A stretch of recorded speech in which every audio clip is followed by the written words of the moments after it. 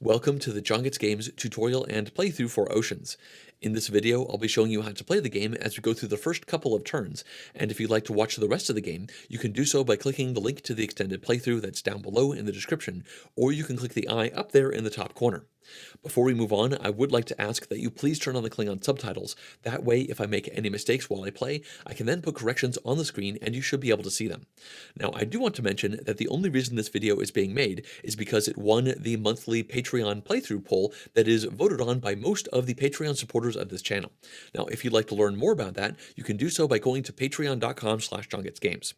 Now, I will be starting off the tutorial with an overview of how Oceans plays, but before we go into that, I would like to ask that if you enjoyed this video, that you please click the like button for it down below, as well as the subscribe button for the channel. Also, if you would like to directly support the channel and the creation of future videos like this one, then please go to johngetsgames.com/support in order to see a bunch of ways in which you can do that. Some of them come with pretty cool perks, like voting on a couple of the videos that I film each month, and again, this is one of those videos, and that is why it's being made. All right, let's jump into the game. Out here, the game is fully set up and ready to play for our 3 different players. Now, I do want to mention that these cubes right here do not come with the game. I put these in to make it easier to differentiate whose turn it is as we are playing throughout the game. Well, let's start things off with a brief overview of the game.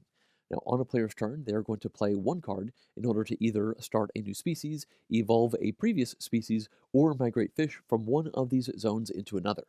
After that, they are going to feed one of their species, which lets them forage from the reef, or they could attack another species on the board, or one of their own species. And after that, every one of their species will age, which means they lose one population, and those population turn into points that you put behind your player screens right over here. Now, as players go through the game, they're going to be drawing these surface cards, but at a certain point, once this ocean area clears, the Cambrian explosion will happen, at which point players will be forced to play 2 cards a turn instead of 1. In addition to that, players will now have the ability to play out these deep cards, which are very powerful and all different. Now, at that point in the game, things will ramp up, and we will keep playing until every single fish is taken from all of these zones, and then we will finish out the round. Now, there are many things that will happen in the middle of the game that I will get to shortly, but for now, I think let's start playing the game. Now, we are going to be the first player, and we are the red player, and as you can see, we start with 6 fish right over here. You can see that on the backside of this token. Now, we can put this behind our player screen, and you'll see that the second player is green, and they start with 4 fish, and the third player is blue, and they start with no bonus fish. That's because there is a bit of an advantage to being later on in the turn order, because we will always finish the round at the end of the game. So we effectively start with 6 more points than the blue player. Now, for the purposes of this game, we are playing as the red player, so I will keep our fish behind this screen in an area that we can see, but of course we will not be able to see the scored fish of our opponents. All right, let's now start the first turn of the game, and the way a player's turn works is they're going to go through 4 phases in order. In the first phase, the player will have to play one of their cards, and they can use that card to either start a new species, evolve a previous species, or they could play a card to migrate fish. Now, I'll describe the second and third option later on, because at this point in the game, we have no species at all, so I think we should start a new one. Now, when you do that, you are going to play one card from your hand, and you will put it down to the left side of a new species, and you will then add this into your area. Now, if you already have a couple of species and you start a new one, you're going to have to decide where this is going to go. The new one can go to the right, to the left, or in between your previously placed species. Now, obviously, at this point in the game, this is our first species, so we have this one right over here. And then, of course, we have to add one of these traits to this new species. Now, I think let's start by putting this transparent trait down, and as you can see, it says that this species may not be attacked or leached if there is currently population in the reef. Now, the reef is this section right over here full of fish, so there is definitely population over there, which means for now, this new species right over here is successfully transparent, and they cannot be attacked by any other species. Now that we have played one card, we can now move into the second phase of our turn, which is feeding.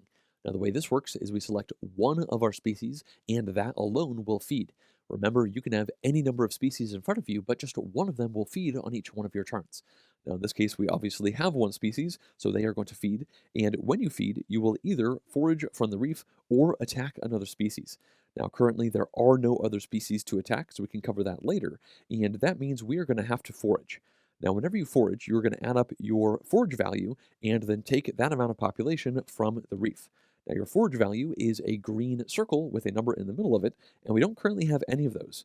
If we look over here in the main draw stack, for an example, this right here is what that forage symbol means. So that means if this was a filter feeder, then it would have a forage of 5.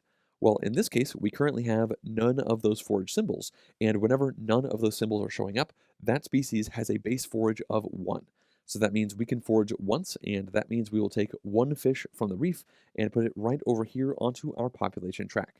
Now, at this point, if other abilities are activated, then we should do those, but it does not look like there are any of them, so we can go into those later. This means we are now done feeding, which means it's now time for the third phase of our turn, which is aging. Now for this, we simply take one population from every one of our species, and we tuck it behind our player shield. And remember, every population behind our player shield at the end of the game is worth 1 point. Now when the game is over, you also get 1 point for every population currently on your species, but obviously we are nowhere near that stage. Now at this point, if you are not able to fully age one of your species, then they will go extinct. In this case, we were able to fully age this one because we only had to age once, so this one will stick around until our next turn. Now, if that wasn't the case, then we would discard any traits on that species, and we would remove this population board back to the main supply. Well, we've now reached the fourth and final phase of our turn, which is the discard and draw phase. Now, this has 3 steps to it, and in the first step, we can draw a single one of these deep cards if we want to. Now, when you draw one of these cards, you either take the top card from either of these piles, or you can draw 3 cards from the top of the deck. You can then choose one of those to add into your hand, and put the other 2 face up on these 2 piles right over here. Now, as I mentioned before, these deep cards are very powerful, and you are not allowed to play them until we have reached the Cambrian explosion, and that happens once all of the fish in this first ocean zone are removed. So that is a ways away, and I think let's not bother drawing one of these deep cards now. This means we can go into the second step, where we can discard as many cards as we want to from our hand, and after we do that, we will draw back up to 6 cards by drawing the surface cards from the top of this deck. Now we can look at our hand, and right off the bat, we have 2 of these Shark Cleaner cards. Well, I don't think we need 2 of them, so we can discard one of them. We can keep the other one, and we'll describe the details of that later. Now, next we have Inking, and this one adds 4 defense to a creature. Now, this helps you defend against attacks, and I'll describe how that works in greater detail later. But at the moment, our only species cannot be attacked while there is population in the reef, and there's still quite a bit of population over here. So I think we can discard that, and also we have Schooling. Now this one says aging +1, so instead of aging once, we would have to age twice with that species, and it says that this may not be attacked when they have 5 or more population. Now, at this point, we do not have a species that could feed enough to be able to age twice, so that would just cause them to go into extinction. So I figure let's discard this so that we have just 2 cards left in our hand, and that means we now draw up to 6, which means we take 4 cards from the top of the deck. Now we are hoping to bump into some cards that have the forage symbol on them, so we'll just have to see what we get. Well, I figure we should go ahead and peek, and it looks like we did. Nice, this one does have foraging and attacking and a bunch of other stuff, but we'll talk about the specifics of these cards on our next turn. With our turn done, play can go clockwise over to the green player, and they will begin by playing one of their cards. Well, we're not too surprised to see them start off a new species, and they're going to do it with the tentacled trait. Now, this says that this species may feed 1 additional time after they are selected to feed. Now, they have finished playing 1 card, so it is time to feed. And remember, when you feed, you can either forage or attack. Well, unfortunately for the green player, they do not have any valid attack targets because, of course, our transparent species over here is immune from that, and they don't currently have any population to give. So I will talk about the specifics of attacking a little bit later, and this means they are simply going to forage. So they are going to forage for 1 because they have no forage symbols, and then, since they are tentacled, they can feed 1 additional time, which means they can once again forage to bring this fish right over here. Now, you may have noticed that there is different art on these fish, and that is just to make setup a little bit easier. There is no difference between them, but when you play with differing player counts, you always use these orange ones, and then in a 3-player game, you add the yellow ones in, and in a 4-player game, you add some dark blue fish in as well. Alright, that's finished their feeding phase, and that means now they can age every one of their species, so they can take 1 population off of the species and score it behind their screen, and finally they can do their discard and draw phase. In this case, they are not going to draw a deep card, and they're pretty happy about the other cards they have, so they will simply draw one card from the top of the deck, and that's finished out their turn. This means it's time for the blue player to go, and they are certainly going to be starting a species, but they are currently not sure which trait they will be adding to it. After looking over their options, they are going to go with filter feeder. Now, this says that it never overpopulates, and I'll describe overpopulation soon. And we can look over here and see that this is going to add 5 to their foraging value, and this symbol means they are never allowed to do attacks. So they can add this right over here, and now they need to feed, and obviously they are going to forage. Now, they have a forage value of 5, which means they can take 5 from the reef. Remember, the other species had a forage value of 1, but that only comes into play when there are no forage values on their traits. So this is not 5 plus 1, it is just 5. So they can take 5 population and put all of this down onto their species. Now that they are done feeding, I would like to talk about overpopulation. Now this happens once a population marker is put on top of this fish bones icon down here, and it's worth noting that whenever you add population down to a board, you start at the top and work your way down. This means once this is covered up, then every other spot on these boards must be full, and at that moment, the species will overpopulate. Now, when a species overpopulates, you simply discard population down until they have 5 population left over, which can be pretty devastating overall. So it's pretty good for the blue player that they don't have to worry about overpopulation. If they cover up the spot, then nothing bad happens to them, and they are simply not allowed to increase their population anymore. Well, the blue player can now move on to aging, so they will remove 1 population, and finally they can do their discard and draw phase. It seems like they're pretty happy with their hand, and they are not going to draw a deep card, so they will draw the top surface card, and that finishes out their turn. This means it's now time for us to go, and just like always, we have to play 1 card from our hand. So let's look back down over here, and just like the first turn, if we wanted to, we could start a new species and put it down over here. Now, the problem with that is that a new species starts with no population, and that means when it tries to age, it will go extinct. And if we make a new species and feed it, then our first species will go extinct because they don't have enough population to age as well. So I think we should add a trait to this species, and it's worth noting that in general, a species can only have 3 trait cards next to it. Now, I say in general because, as you can see, we have a speed card in our hand, and this says that that species can have an extra trait. Now, in addition to that, that species now has a forage value of 2 and an attack value of 2, and it gets a defense value of 2. So this is a really well-rounded card, and I like the look of it for sure. Now, we also drew Apex Predator, and this means that we would not be able to forage anymore with this species, but it has an attack value of 3 and then defense of 2. Now we can look over to some of the other cards we saw, and we have Transparent again, and we drew another Inking. So I think maybe what we should do is start by playing Speed. Now, in this case, we can put it down right over here, and this is a nice, well-rounded trait.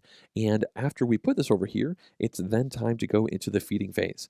Now, we are obviously going to feed, and we could forage for 2, or we could attack for 2, and I think it's time for us to attack. Remember, when we forage, we take from the reef, and as long as there are fish in the reef, this species is immune from attacks because it's transparent. So we are actually motivated to not forage from the reef and to attack other species instead. Now, as you can see, our attack value is 2, which means we can attack any other species and take up to 2 of their population. Now, I say any other because, again, you are allowed to attack other species that are within your control. Sometimes that might be worth it, but in general, it is better to attack species of your opponents. Now, we could attack this tentacled species over here, but it currently has only 1 population, so even though we have an attack of 2, we would just take 1. So I think it's pretty obvious we should attack this filter feeder over here.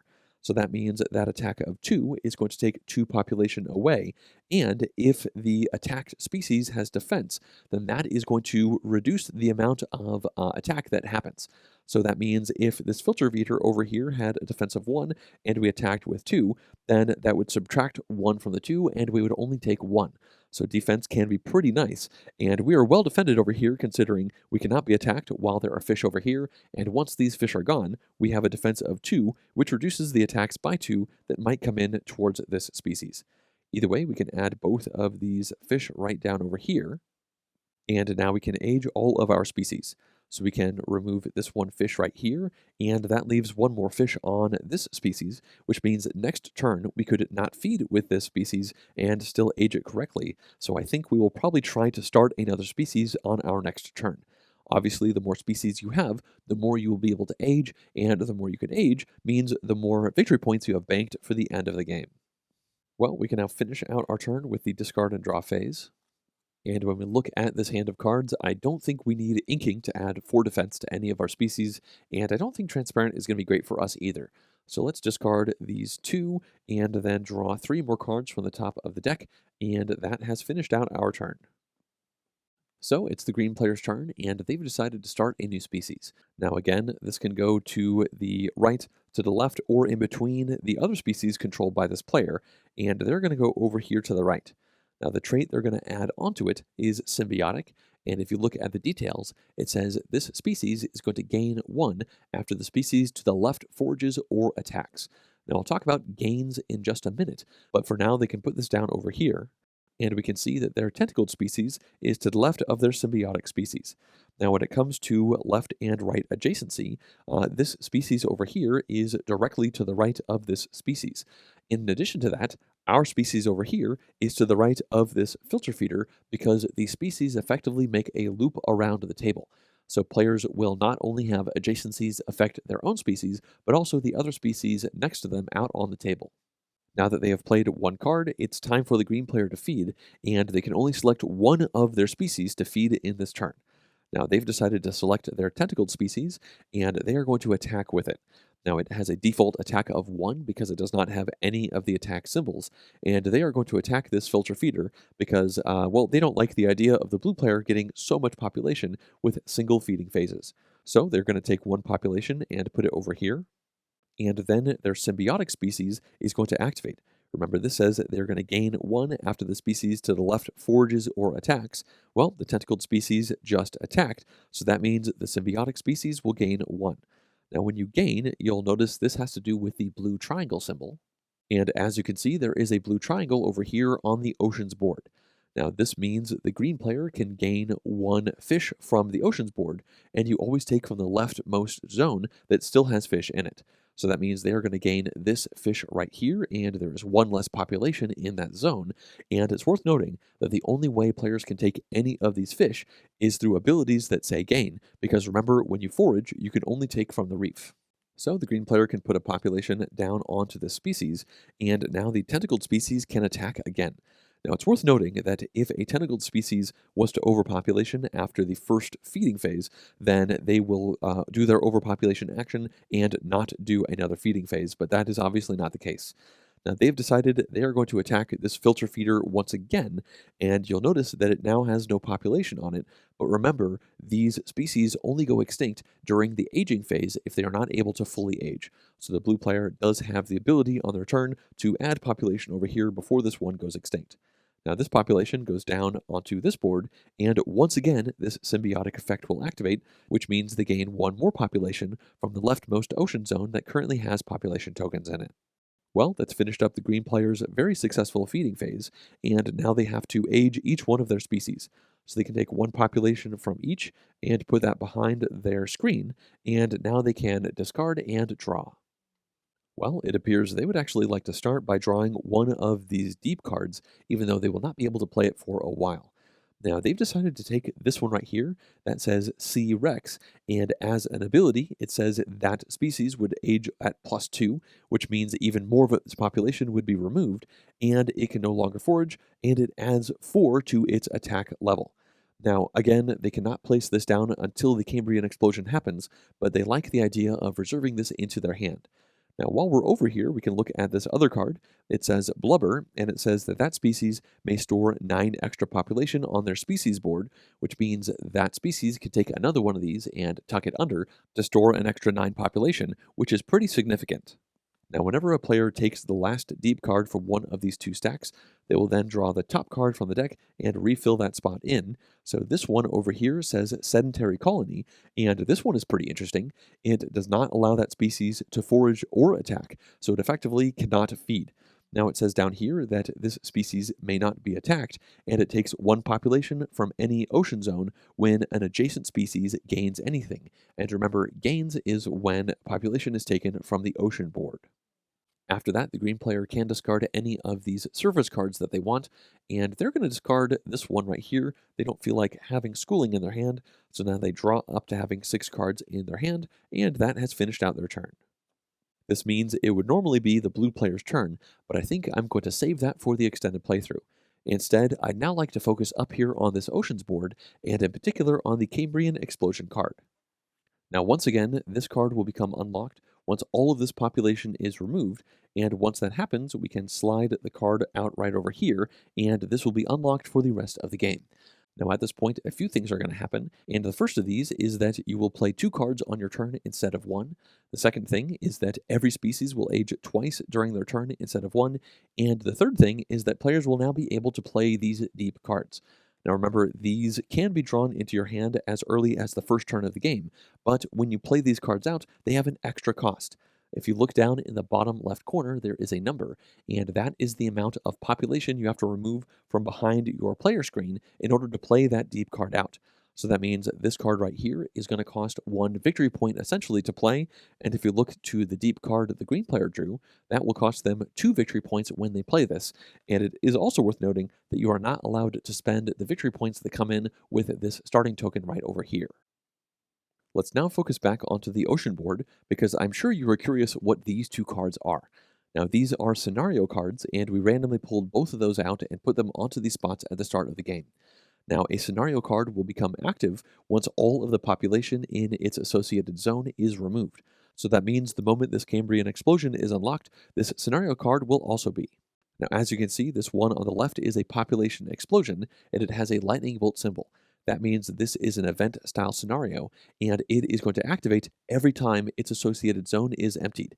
Now, there are a couple of ways that these zones could refill and then empty again, and every time this area empties, then every player's gain ability will trigger. So that is a pretty big impact. It could cause a lot more fish to be removed from these ocean zones. Now, other scenario cards that are blue in background are an ongoing effect that are only active when all population in the associated zone are not there. So in this case, inhospitable environment means as long as there are no population in this second ocean zone, every single species will age at +1. Obviously, that means players will bank even more points, but it also means that it will be harder to feed all of your species and keep them from going extinct. Now, I do want to point out that as part of setup, we randomly drew these 2 scenarios from a much larger deck of cards, and some of them have icons in the top right corner.